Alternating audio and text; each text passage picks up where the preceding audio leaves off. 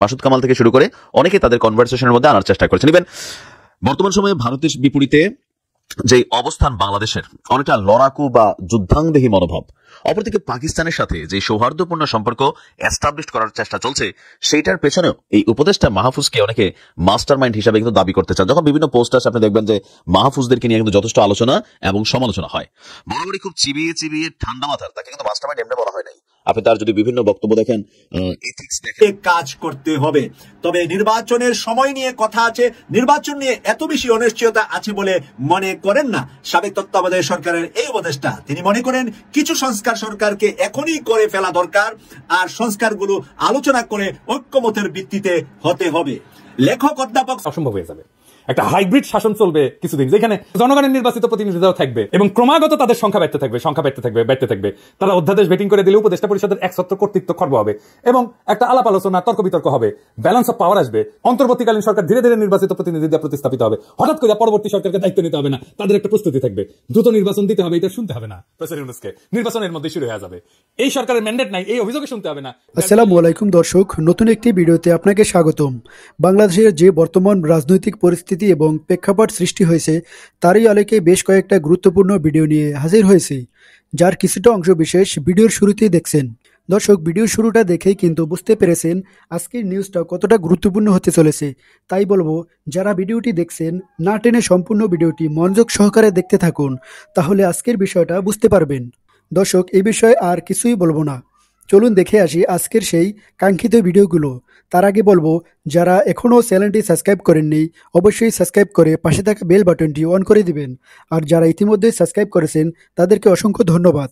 তো চলুন দর্শক, ভিডিওতে একটি লাইক দিয়ে ধারাবাহিকভাবে সবগুলো ভিডিও দেখে আসি। তো আসেন আগে সমস্যাগুলো দেখি, আর দেখি আমার out of the box idea দিয়ে একসাথে কতগুলো প্রবলেম সলভ করা যায়। আমি প্রথমে বলে রাখি যে তত্ত্বাবধায়ক সরকার কনসেপ্ট এটা লং টার্মে ফাংশন করবে না, এটা করেনি, ইতিহাস সাক্ষী। মাত্র 3 টার্ম কাজ করেছে, এটা তারপরে ভেঙে গেল 2006 সালে। হাঙ্গারের পলিটিক্যাল পার্টিগুলো কোনো কমিটমেন্ট রাখে না, চেয়ারে বসলে একবারে ওইটা জমিদারি বলে মনে করে। তো কোন কোন সমস্যার সমাধান আমার এই out of the box idea দিয়া সম্ভব, আসেন সেটা দেখি। 1 নম্বর হচ্ছে রাজনৈতিক দলগুলো দ্রুত নির্বাচন চায়, এই সমস্যার সমাধান দেওয়া সম্ভব। 2 নম্বর, রাজনৈতিক দলগুলো বলে প্রফেসর ইউনূস সরকারের ম্যান্ডেট নাই, এটারও সমাধান দেওয়া সম্ভব। 3 নম্বর, তত্ত্বাবধায়ক সরকার ছাড়া সুষ্ঠু নির্বাচন করার যে সমস্যা সেটারও সমাধান সম্ভব। 4 নম্বর, ধ্বজভঙ্গ উপদেষ্টা পরিষদ এটাও রিস্ট্রাকচার করা সম্ভব। 5 নম্বর, নির্বাচনের ব্যাপক কারচুপি, ভোট কেনা বেচা, এই সমস্ত সমস্যা সমাধান সম্ভব।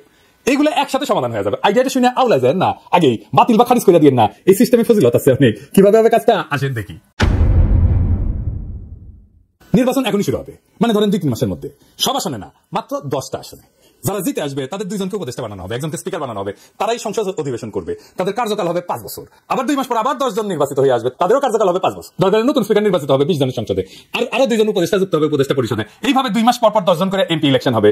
এমপিরা কিছু স্থানীয় কাজে যুক্ত হবেন, সচিবালয় সরকারি দপ্তরে ওভারসাইট করবেন, অধ্যাদেশগুলো যেগুলো করতেছে সেগুলো ভেটিং করবেন, তর্ক বিতর্ক করবেন, কোনো আইন প্রণয়ন করবেন না যতদিন না সংসদ পূর্ণাঙ্গ হয় বা কমপক্ষে 150টা আসন পূর্ণ হয়। এইভাবে প্রত্যেক 2 মাস পর উল্টা দিকে 5 বছর পর যাইয়া 2 মাস পর 10টা করে আসন খালি হবে, ফাঁকা হবে, সেই আসনে নির্বাচন হবে, তাই না? 5 বছর পরে এতে সুবিধা কি হবে? অল্প কয়েকটা আসনে নির্বাচন করার জন্য আপনি আইন শৃঙ্খলা রক্ষাকারী বাহিনীকে আসনের কেন্দ্রগুলোতে ব্যাপকভাবে মোতায়েন করতে পারবেন। ভোট কেন্দ্র দখল করা অসম্ভব হয়ে যাবে। নির্বাচনী পর্যবেক্ষণ খুবই ভালোভাবে করতে পারবেন, অনেক পর্যবেক্ষক দিতে পারবেন। পুরো নির্বাচন কমিশন মাত্র 10টা আসনের জন্য পূর্ণভাবে নিবেদিত থাকতে পারবে, কম লোক দিয়ে বেশি কাজ করা যাবে। মিডিয়া ওয়াচ থাকবে দারুণ ওই আসনগুলোতে, তাই টাকা পয়সা বিলানো বা নির্বাচনী আচরণবিধি লঙ্ঘন করা প্রায় অসম্ভব হয়ে যাবে। একটা হাইব্রিড শাসন চলবে কিছুদিন, যেখানে জনগণের নির্বাচিত প্রতিনিধিরাও থাকবে এবং ক্রমাগত তাদের সংখ্যা বাড়তে থাকবে। তারা অধ্যাদেশ ভেটিং করে দিলে উপদেষ্টা পরিষদের একছত্র কর্তৃত্ব খর্ব হবে এবং একটা আলাপ আলোচনা, তর্ক বিতর্ক হবে, ব্যালেন্স অফ পাওয়ার আসবে। অন্তর্বর্তীকালীন সরকার ধীরে ধীরে নির্বাচিত প্রতিনিধিদের প্রতিস্থাপিত হবে। হঠাৎ করে পরবর্তী সরকারকে দায়িত্ব নিতে হবে না, তাদের একটা প্রস্তুতি থাকবে। দ্রুত নির্বাচন দিতে হবে, এটা শুনতে হবে না প্রফেসর ইউনূসকে, নির্বাচনের মধ্যে শুরু হয়ে যাবে। এই সরকারের ম্যান্ডেট নাই, এই অভিযোগে শুনতে হবে না। গ্র্যাজুয়াল ইলেকশনের জন্য সরকারি দলের উপর একটা চাপ থাকবে যে মেয়াদ পূর্ণ হওয়ার আগেই সরকার পাল্টে যেতে পারে। জনগণ নির্বাচনে মাত্র 10টা সিটের সরকারি দলকে হারাই দিয়া সরকারি দলকে বার্তা দিতে পারে যে তাদের শাসন অজনপ্রিয় হয়ে গেছে, তাদের 5 বছর পর্যন্ত অপেক্ষা করতে হবে না রায় দেওয়ার জন্য। সরকার 2.5 বছরে বদলে ফেলা সম্ভব। আপনারা দেখবেন সাধারণত সরকার গঠনের প্রথম 4টা বছর এর তুলনায় শেষ বছরের চিত্র কিন্তু ভিন্ন হয়। কিছুটা সংযত হইয়া শেষ বছরটা সরকার, সরকারি দল, নেতাকর্মী অনেকটাই জনবান্ধব হওয়ার চেষ্টা করে। কারণ একটাই, যে সে তার ইমেজের যে ক্ষতি হয়েছে সেটা সরকারের শেষ বছরে ভালো করতে চায়। কারণ সামনে নির্বাচনের খাড়া যদি সবসময় ঝুলাই রাখা যায় তাহলে এটা কত ভালো হবে। এটা দেখেন, সবসময় জনগণের ভোটের চাবুকের মুখে থাকবে সরকার। ভবিষ্যতে যখন নির্বাচন পদ্ধতি নিয়মিত অনুসরণ করা হবে, তখন কিছুদিন পর এই সরকারের গৃহীত কর্মসূচি জনমত যাচাইয়ের সুযোগ থাকতেছে। প্রতিনিয়ত সরকারকে জনগণের কাছে যেতে হচ্ছে বলে সরকার জনকল্যাণমুখী হওয়ার ক্ষেত্রে সচেষ্ট থাকবে। এইবার 300 আসনের নির্বাচন সম্পন্ন হয়ে গেলে, সকল আসন পূর্ণ হলে সংসদ প্রধানমন্ত্রী নির্বাচিত করবে, আর প্রফেসর ইউনূসকে প্রেসিডেন্ট নির্বাচিত করবে। পাওয়ার ট্রানজিশনটা গ্র্যাজুয়াল হবে, অ্যাব্রাপ্টলি বিদায় নিতে, হঠাৎ করে বিদায় নিতে হবে না। সব অন্তর্বর্তীকালীন সরকারের এক্সিট প্ল্যান নিয়ে দুর্ভাবনা থাকে, কিভাবে তারা শাসনটা শেষ করবে সেই দুর্ভাবনা এখন আর থাকলো না। এক্সিট এর মধ্যে দিয়ে পরিকল্পিত হয়ে থাকলো। একসাথে কতগুলো সমস্যার সমাধান হলো দেখেন। এখন এই 10টা আসন কিভাবে নির্বাচন করা হবে সেটা দৈব চয়নের মাধ্যমে হতে পারে। এই ধরনের নির্বাচনী ব্যবস্থা কি কোথাও আছে? না, নাই।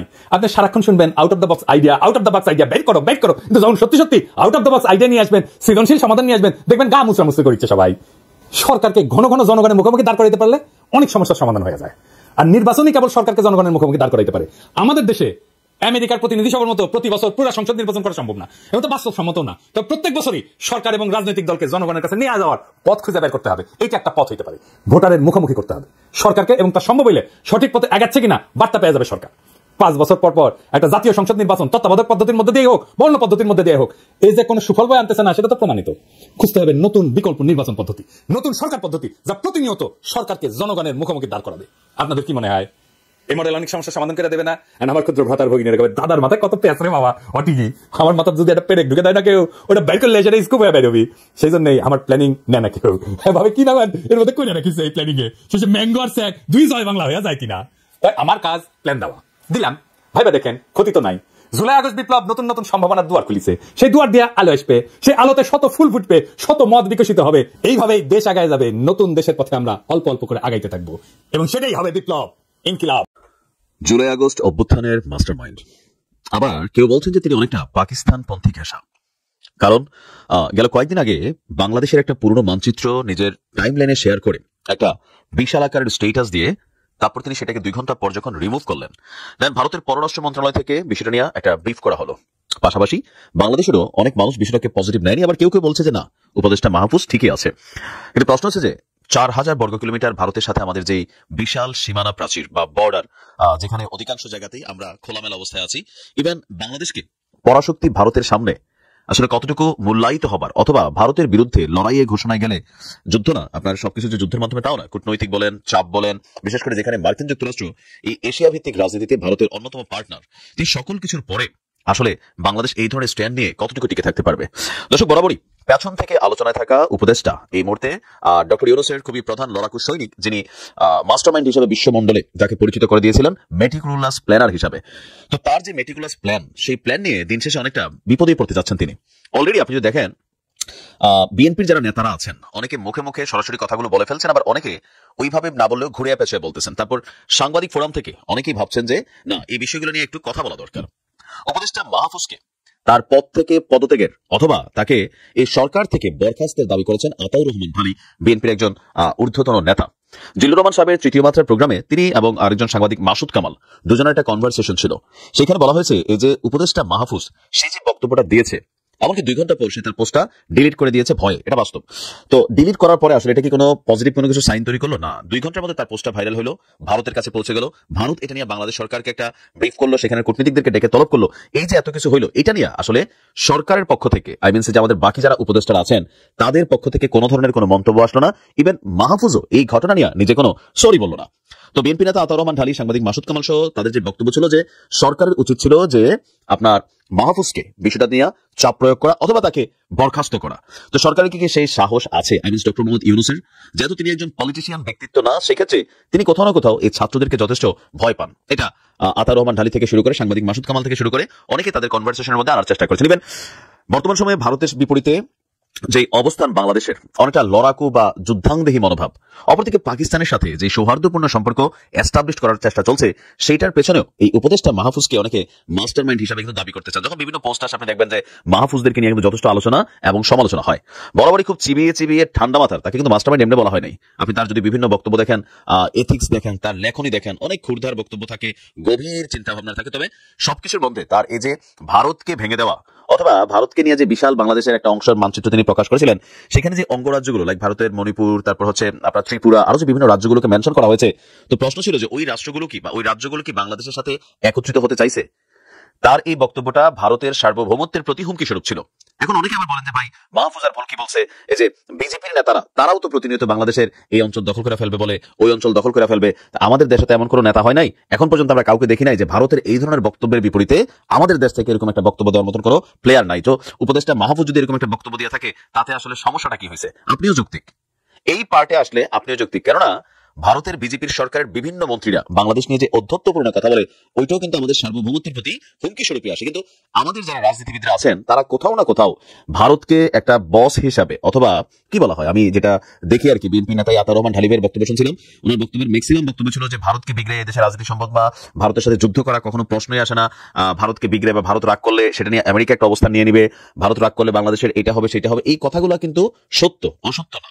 আবার এটাও সত্য যে তার মানে কি ভারত যা খুশি তা বলবে, আমাদের দেশ থেকে দুই একজন কথা বললে তাদেরকে আবার পদত্যাগের দাবি তোলা হবে, তাদেরকে সরকার থেকে বরখাস্তের দাবি করা হবে। তোমরাও তো তাহলে আওয়ামী লীগ যতটা প্রভুত্ব মাইনা ভারতের প্রভুত্বের দাসের মধ্যে চলে আসছিল, তো বিএনপি আর সেই দাসের শৃঙ্খলের বাহিরে কি? এখন কেউ কেউ বলছেন যে আবার বিএনপির যিনি রিজভী সাহেব আছেন তিনি তো কড়া ভাষায় কথা বলেন, বাকিরা হয়তো নমনীয় আছে, দুই একজন প্লেয়ার তো আছে। তো উপদেষ্টাদের মধ্যে একজন পাওয়া গেছে যিনি ভারতের বিরুদ্ধে শক্ত অবস্থান নিচ্ছেন, তবে তাকে পাকিস্তানপন্থী, পাকিস্তান ঘেঁষা অথবা পাকিস্তানের সাথে পজিটিভ সম্পর্ক স্থাপনে বিশ্বাসী, অথবা চাচ্ছেন সরকারকে মেটিকুলাসলি যে ভারতের সাথে কূটনৈতিক সম্পর্কটা দূরত্ব করে পাকিস্তানের সাথে সম্পর্কগুলোকে এস্টাবলিশ বা বিল্ড আপ করার পেছনে এই মাস্টার মাইন্ড মাহফুজ তিনি অনেকটা কাজ করছেন। আর ভারতীয় গণমাধ্যমগুলোতে আপনি এই উপদেষ্টা মাহফুজকে নিয়ে তাদের তো ভাই নিউজের আবার শেষ নাই। তাকে বেশ কিছু পুরনো ছবি যে হিজবুত তাহরির সদস্য, তারপর হচ্ছে জঙ্গি, তারপর হচ্ছে কি কি শব্দ মানে ভারতের গণমাধ্যমগুলো ব্যবহার করে, এগুলো আপনারা দেখছেন, তাই না? তো সবকিছু মিলিয়ে উপদেষ্টা মাহফুজ এই বিষয়টাতে এক ধরনের কিন্তু চাপে আছেন। এখন তিনি তার জায়গা থেকে এটা নিয়ে সরি কেন বলেন নাই? অবশ্যই তার হিসাব হচ্ছে কি কোথাও না কোথাও পোস্টার ডিলিট করা উচিত হয় নাই, এটা আমার ব্যক্তিগত মন্তব্য। কেন উচিত হয় নাই? কারণ সাহস করে যেহেতু কইরা ফেলছে এটা থাকা উচিত ছিল। এখন আপনি একটা পোস্ট দিলেন, দেওয়ার পর আপনি এটা ডিলিট করলেন, তো আপনি তো আপনার কথাটা ফিরাই নিতে পারতেছেন না। এটা মিডিয়া প্ল্যাটফর্ম, মুহূর্তের মধ্যে এটা ভাইরাল হয়ে যাচ্ছে। সো ডিলিট দিলেও যা, না দিলেও তা, বইলাই যেহেতু ফেলছিলাম মাহফুজ, সাহস করে এটা রাইখা দেওয়া দরকার ছিল। আমি ব্যক্তিগতভাবে ভারতের সাথে খারাপ সম্পর্কে বিশ্বাসী না, কারণ বাংলাদেশের জনগণ বিভিন্ন কারণে পাকিস্তানের তুলনায় 101 গুণ ভারতের দিকে আমাদেরকে ধাবিত হয়, মানে বিভিন্ন সাথে আমাদেরকে নির্ভরশীলতা করতে হয়। তবে বিষয়টা হইতে হবে শ্রদ্ধা, পারস্পরিক সম্মানের ভিত্তিতে, বস হিসাবে না। বাংলাদেশ ভারত থেকে টাকা আইনা চলে না।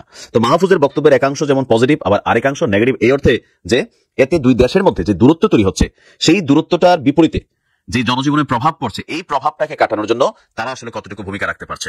এখন মাহফুজরা তো ধরেন সরকারি ভাতা পাচ্ছে, খাবার খাচ্ছে, মার্কেটে যে জিনিসপত্রের দাম বাড়ছে, ভারত থেকে আজকাল চাল আসছে, তো এরকম যদি অনেক কিছু বন্ধ হয়ে যায়, সেক্ষেত্রে বাংলাদেশে যে উদ্ভূত পরিস্থিতি তৈরি হবে সেটাকে সামলানোর জন্য সরকারের কাছে প্ল্যান বি কি আছে? যেহেতু প্রতিবেশী চাইলে আপনি বদলাইতে পারবেন না, সুতরাং উস্কানিমূলক অ্যাক্টিভিটিতে না গিয়ে আমাদের জায়গা থেকে আমরা শ্রদ্ধা, পারস্পরিক সম্মান, বন্ধুত্বপূর্ণ যে অ্যাক্টিভিটিস গুলা, সেগুলোর মাধ্যমেই পাকিস্তান বলেন, ভারত বলেন, মিয়ানমার বলেন, যেহেতু আমাদের 3টা প্রতিবেশী রাষ্ট্র, টেকনিক্যালি তাদের সাথে আমাদের সম্পর্কটা রাখতে হবে। তো দেখা যাক এটা নিয়ে উপদেষ্টা মাহফুজকে আরো কি কি ঝামেলা পোহাইতে হয়। তবে আলোচনা থাকবে, সমালোচনাও থাকবে। যেহেতু আপনি গুরুত্বপূর্ণ দায়িত্বে আছেন, আপনার কথাটা শুধুমাত্র আপনার ব্যক্তিগত হিসেবে এটা নিবে না। যখন সরকারের কোনো একটা অংশে আপনি কাজ করছেন, সো আপনার বক্তব্যটা কিন্তু সরকারের বক্তব্য হিসেবেই মানুষ দেখবে। আর সরকারের বক্তব্য হিসেবে তখন দেখতো না যদি উপদেষ্টা মাহফুজের স্টেটাসের পরে সরকারের পক্ষ থেকে কোনো বিবৃতি দিয়ে বলা হইতো যে না দেখো এটা তার ব্যক্তিগত মতামত, এর সাথে সরকার কানেক্টেড না, অথবা তার বিরুদ্ধে কোনো ধরনের একটা ন্যূনতম স্টেটমেন্ট থাকতো সরকারের পক্ষ থেকে। তো যার কারণে কেউ কেউ বলছেন যে না সরকার তো ভাই পাকিস্তানপন্থী ঘেঁষা, কেন মাহফুজের এমন কর্মকাণ্ডের পরে সরকার তো কোনো রকম বক্তব্য দিল না, তো ভারত কেন মনে করবে না যে এই মুহূর্তে বাংলাদেশে যে সরকারটা আছে এটা পাকিস্তানপন্থী একটা সরকার তৈরি করার চেষ্টা চলছে? এরকম নানান আলোচনা সমালোচনা এখানে যারা ক্রিটিক্সরা আছেন তারা তৈরি করার চেষ্টা করছেন।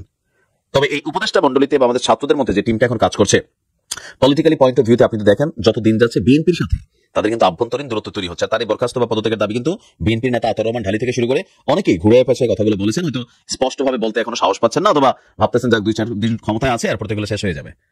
তো দেখা যাক কি হয়। ভালো থাকুন, আসসালামু আলাইকুম। আসসালামু আলাইকুম ওয়া রাহমাতুল্লাহি ওয়া বারাকাতুহু। সংস্কার নিয়ে বাংলাদেশের সবকটি রাজনৈতিক দল, বুদ্ধিজীবীরা এবং প্রধান উপদেষ্টা সহ বেশ কয়েকজন উপদেষ্টা আজকে মিলিত হয়েছেন একটি সংলাপ অনুষ্ঠানে। সেই সংলাপ অনুষ্ঠানে বিভিন্ন নেতৃবৃন্দ কি বলেছেন তা আপনাদের সামনে একটু একটু প্রত্যেকের বক্তব্য থেকে কিছু কথা তুলে ধরছি। শুধু সংস্কার ও আগামী নির্বাচনের প্রশ্নে ঐক্য নয়, বাংলাদেশের ভবিষ্যৎ কোথায় যাবে সেই জায়গায়ও জাতীয় ঐক্য সৃষ্টি করতে হবে বলে মনে করেন রাজনীতিবিদ, বুদ্ধিজীবী ও বিশিষ্ট নাগরিকেরা। তারা বলেন কেবল নেতৃত্ব পরিবর্তন হয়ে গেলে সব পরিবর্তন হয়ে যাবে না, যতক্ষণ পর্যন্ত মানসিকতার পরিবর্তন না হবে। প্রিয় দর্শক, আমরা আজকে এখানে যারা ছিলেন তাদের বক্তব্যগুলো আপনাদের সামনে তুলে ধরছি। বিএনপি মহাসচিব মির্জা ফখরুল ইসলাম আলমগীর, এবং জামাত ইসলামীর সেক্রেটারি জেনারেল মিয়া গোলাম পরোয়ার, নির্বাচন ব্যবস্থা সংস্কার কমিশনের প্রধান বদিউল আলম মজুমদার, তত্ত্বাবধায়ক সরকারের সাবেক উপদেষ্টা হুসেন জিল্লুর রহমান, অর্থনীতিবিদ দেবাশিস ভট্টাচার্য, লেখক বুদ্ধিজীবী সলিমুল্লাহ খান সহ বিশিষ্ট ব্যক্তিরা এখানে উপস্থিত ছিলেন। এই উপস্থিতিদের মধ্যে থেকে মির্জা ফখরুল ইসলাম আলমগীর বলেন, আপনারা সেই প্রশাসন সরকার মেশিনারি তো পুরাপুরিভাবে এখনো ফেসিবাদের মধ্যে আছে, এতটুকু পরিবর্তন হয়নি। কাঠামোটা যদি না থাকে, শুধু উপর থেকে চাপিয়ে দিলেই আমরা দ্রুত কোনো কিছু করতে পারবো না। তাই আমাদের কাঠামোটা ঠিক করতে হবে, প্রতিষ্ঠানগুলো ঠিক করতে হবে, প্রতিষ্ঠানগুলো গণতন্ত্রের উপযোগী করে গড়ে তুলতে পারলেই আমরা গণতন্ত্র সফল হতে পারবো। এখানে সংলাপ বিশাল ব্যাপার বলে মন্তব্য করেছেন বাংলাদেশ জামাত ইসলামীর সেক্রেটারি জেনারেল মিয়া গোলাম পরোয়ার। তিনি বলেন, অন্তর্বর্তী সরকারের পক্ষে কিছুই সংস্কার করা সম্ভব নয়, এজন্য সময়ের প্রয়োজন। সরকারকে সেগুলো সম্পন্ন করার সুযোগ দিতে হবে, তারপরেই একটা অবাধ ও সুষ্ঠু নিরপেক্ষ নির্বাচন সম্ভব। সেই নির্বাচনের জন্য সংস্কারের যুক্তিসঙ্গত সময় যতটুকু লাগে আমরা জামাত ইসলামী অন্তর্বর্তী সরকারকে সেটি দিতে প্রস্তুত আছি। জাতীয় ঐক্যের প্রশ্নে নিজ দলকে দেশপ্রেমিক এবং জাতি গঠনের একটি ত্যাগী সংগঠন বলে ইঙ্গিত করে মিয়া গোলাম পরোয়ার। তিনি বলেন, আমরা যখন জাতীয় ঐক্যে প্রশ্ন তুলি তখন একটি দল আরেকটা দলের ব্যাপারে বক্তব্যের ক্ষেত্রে সাবধান থাকি না। এমন কোন বক্তব্য, বিবৃতি বা ফেসিবাদী বিরোধী আন্দোলন ও ইস্পাত কোচিং জাতীয় ঐক্য তৈরি করেছিল, সেই ঐক্য বিভেদ সৃষ্টি করতে পারে এমন কোন বক্তব্য বা ফেসিবাদ বিরোধী আন্দোলনে আমরা যারা ছিলাম তাদের কাছ থেকে আসাটা জাতীয় ঐক্য বিনষ্টের আরেকটি প্রচেষ্টা মনে করি। অন্তর্বর্তী সরকার নিয়ে নানা অনিশ্চয়তার কথা জানান সাবেক তত্ত্বাবধায়ক সরকারের উপদেষ্টা হুসেন জিল্লুর রহমান। তিনি বলেন, ফেসিবাদের যে রাজনীতিকে আমরা প্রত্যাখ্যান করেছি সেটাকে পুরোপুরি বিদায় জানাতে পারিনি। যারা পালিয়েছে তাদের তৎপরতা আছে, সেটা মোকাবেলা সক্ষমতা একটি অনিশ্চয়তা আছে। এ ধরনের বিশৃঙ্খল অবস্থায় নির্বাচনে যাওয়াটা ভয়াবহ ব্যাপার হবে। এই অবস্থায় সরকারকে মেরুদণ্ড শক্ত করে দাঁড়িয়ে কাজ করতে হবে। তবে নির্বাচনের সময় নিয়ে কথা আছে, নির্বাচন নিয়ে এত বেশি অনিশ্চয়তা আছে বলে মনে করেন না সাবেক তত্ত্বাবধায়ক সরকারের এই উপদেষ্টা। তিনি মনে করেন কিছু সংস্কার সরকারকে এখনই করে ফেলা দরকার, আর সংস্কারগুলো আলোচনা করে ঐক্যমতের ভিত্তিতে হতে হবে। লেখক অধ্যাপক সলিমুল্লাহ খান বলেন, ঐক্যে ফাটল না হলো আচল লাগছে। সংস্কারের প্রশ্নে এখনো ঐক্য প্রতিষ্ঠা হয়নি। সংস্কার নিয়ে সবাই যে একমত হবেন এমন কোনো কর্মসূচি নেই।